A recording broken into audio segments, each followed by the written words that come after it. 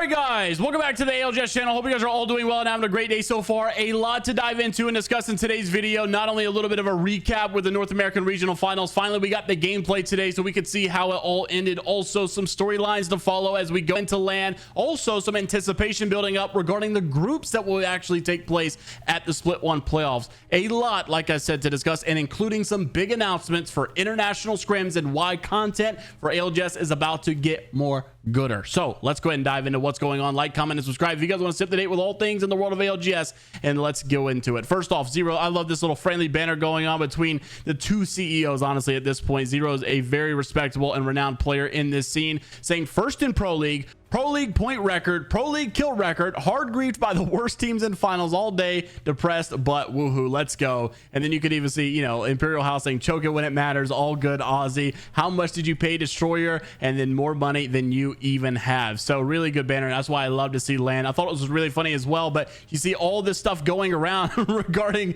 like all these teams playing, and there's so many controller players at this point that someone felt the need to go on a Reddit thread to congratulate the 12 mouse and keyboard players from NA going to LAN, which is Zero, Empty, his Watson, Madness, Timmy, Sweet, Monsoon, Kimchi, Zach, Reps, Vane, and Sorcerer. So love to see it. Honestly, the MK Lords just still going around and hanging in there strong, but hopefully they can continue to do so. But we got to talk about the guys that won't be there. Honestly, one of the craziest things that slipped my mind when I saw that XSET did not qualify for LAN, I didn't even think about that at the beginning of this whole season, we were calling XSET, or at least I was, the best roster change, and arguably so. When they picked up Koifel, they actually were in first and first and first and first. And this is exactly why you guys hammer me all the time, why scrims really don't matter. Of course, they were doing good in scrims, but then when it came time for Pro League, they obviously weren't locked in and just sadly couldn't get it done. And I really hope the best for those guys. I think they're a very talented roster, and I really hope they don't split up or make any roster changes at all. I think they definitely have what it takes. They just maybe need another stab at it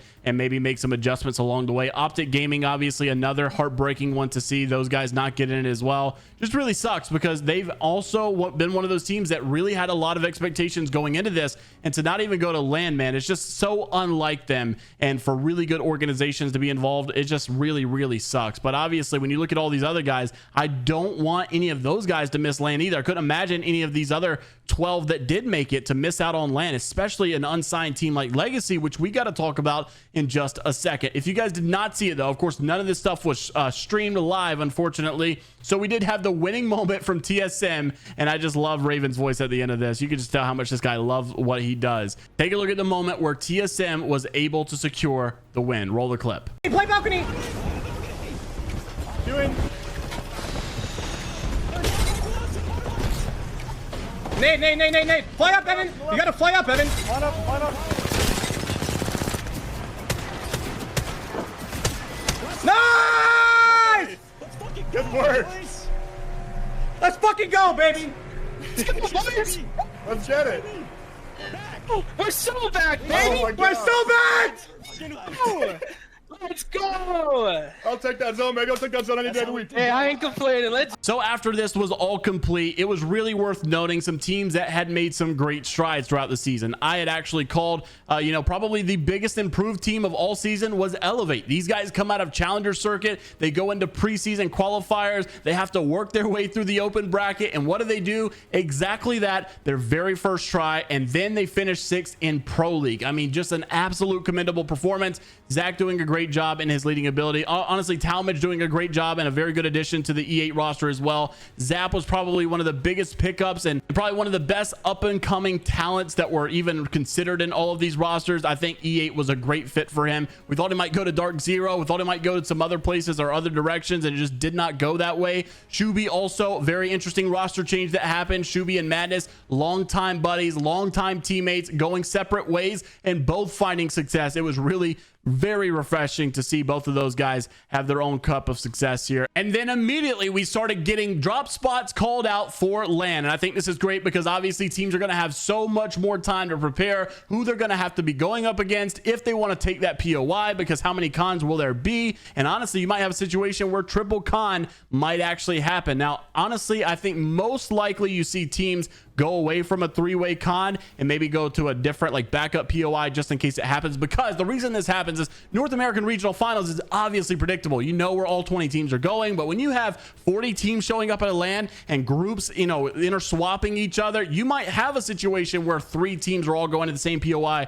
It's a different environment. It's a different format, and I love how adjustable you have to be. So Boogie Borders already calling out Countdown and Cascade Falls. Zapto already calling out Checkpoint. Nasky already calling out Cedo and Bean Car. And I love that Nasky had actually prefaced every single game of LAN, not just a generic drop spot. This guy is committed full on. Doesn't matter if there's a bajillion teams there. We are going every single game of LAN. He says, I'm crazy and I did this last final with perfect success. Don't contest us because we'll land on you on World's Edge too. So interesting stuff, and see how it obviously goes. But one of my favorite coaches at this LAN event is definitely going to be Don, and this guy's got a personality and a half. So interested to see how that goes down. Also, Cloud9 is another team with some very big resources behind them. They've got Shiny, they've got Colgin, they've got 3 cracked out players with a lot of Pro League experience. Obviously, you had G2 with Chaotic Much. You had their old E8 roster with Chaotic. Then you also had Stay Naughty with Cloud9 in the past. I mean, these guys just definitely have what it takes, and with some really renowned staff with analysts and coaches, I honestly think Cloud9 is going to fare off pretty well. But here's where things get a little bit mixy. So it really started off when Tiffany had posted that Moix and Legacy were just chilling. They're talking about drop spots. We're going over here, and it looks like Pasillo, their coach for Team Legacy, comes out to say that chart was wrong. We haven't even decided drop spots yet. Tiffany responds, good to know. I'll keep an eye out for that, as well as maybe some fingers crossed other announcements, and rightfully so. We saw Pasillo post that it's finally been worth it, and everybody thought, thank God Legacy finally got signed, and honestly had good reason to do so. Pasillo had said it was worth the wait. Yanya had said our redemption arc is about to begin, both tweeting this out on the same day. So we thought for sure this meant an org announcement was on the way, and it was very obvious. I wasn't the only one that thought that. Jumba thought the same thing. Shiny thought the same thing. Everybody thought the same thing, right? It seemed like everybody in the comments was like, you know, let's go, you guys deserve this, we're glad for this. So it was very obvious the messaging that this kind of came across with. But then you had Yanya after the North American Regional Finals